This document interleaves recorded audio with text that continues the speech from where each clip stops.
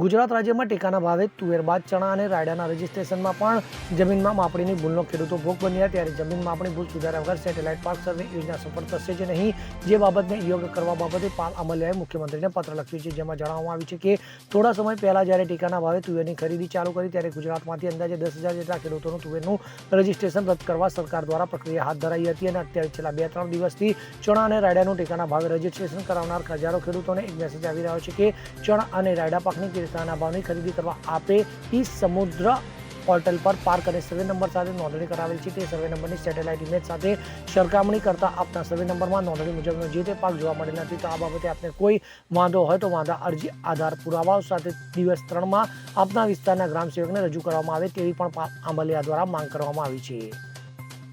આજે સરકારશ્રીને એક પત્ર લખી અને માંગ કરી છે કે જે જમીન માપણીની ભૂલ છે એની અનેક યોજનાઓ ભોગ બની રહી છે. અત્યારે પહેલા તુવેરની અંદર ટેકાના ભાવે 10,000 ખેડૂતોનું સરકારે રજીસ્ટ્રેશન રદ કર્યું. અત્યારે ચણા અને રાયડામાં હજારો ખેડૂતોને મેસેજ આવે છે કે 3 દિવસની અંદર તમારા ગ્રામ સેવક પાસે જઈ અને વાંધા અરજી રજૂ કરવી. હવે કારણ એ છે કે સરકારે સેટેલાઇટ ઇમેજ જે પાકની કાઢી છે એ પાકની ઇમેજ બાજુવાળા ખેડૂતની આવી છે, કારણ કે જમીન માપણીની ભૂલ છે.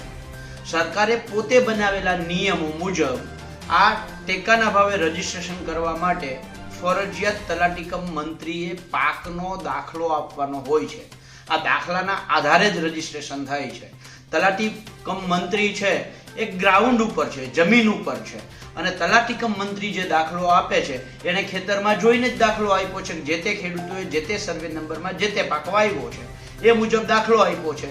જ્યારે ગાંધીનગર બેઠા બેઠા જે સેટેલાઇટ ઇમેજ આવે છે એ ઇમેજ જે તે ખેડૂતની આવે છે, પણ એમાં એક્સ ખેડૂતના બદલે વાય ખેડૂતનું ખેતર આવે છે અને વાય ખેડૂતે તો ચણા કે રાયડો વાવ્યો નથી. ત્યારે સવાલ એ છે કે શું સરકારનો તલાટીકમ મંત્રી ખોટો છે? જો તલાટીકમ મંત્રી ના હોય તો ક્યાંક ને ક્યાંક સેટેલાઇટ ઇમેજ ખોટી છે. જો આ બંને સાચા હોય તો જમીન માપણીની ભૂલ છે, સરકારે પોતે સ્વીકારવું જોઈએ. સરકારને દુખે છે પેટ અને કૂટે છે માથું. વાસ્તવિકતા એ છે કે સરકારના ચહેરા ઉપર ધૂળ છે અને અરીસો સાફ કરવાના પ્રયત્ન કરે છે.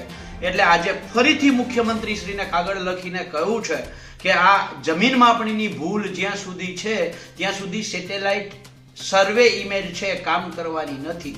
અને હારે હારે પ્રશ્ન એ પણ પૂછ્યો છે કે આ સેટેલાઇટ પાક સર્વે જે સિસ્ટમ તમે લઈ આવ્યા છો એ ખેડૂતોનું જ્યારે અતિવૃષ્ટિ અને કમોસમી વરસાદમાં નુકસાન થઈ રહ્યું હતું ત્યારે 50 દિવસ સુધી તમે સર્વેની કામગીરી ચલાવી, ત્યારે આ સેટેલાઇટ પાક સર્વે સિસ્ટમ મુજબ ખેડૂતોને થયેલું પાક નુકસાનનું સર્વે કેમ ના કર્યું? અત્યારે તમને આ સિસ્ટમથી ચણા છે, રાયડો છે કે નથી એ દેખાય છે, તો ત્યારે ખેડૂતના ખેતર ધોવાઈ ગયા હતા એ કેમ નહોતું દેખાતું? એટલે આવા પ્રશ્નો સાથે અને જમીન માપણી સંપૂર્ણપણે રદ કરવામાં આવે એ માંગ સાથે આજે મુખ્યમંત્રી શ્રી અને કૃષિ મંત્રી શ્રીને પત્ર લખ્યો છે. Bureau report CN24 news.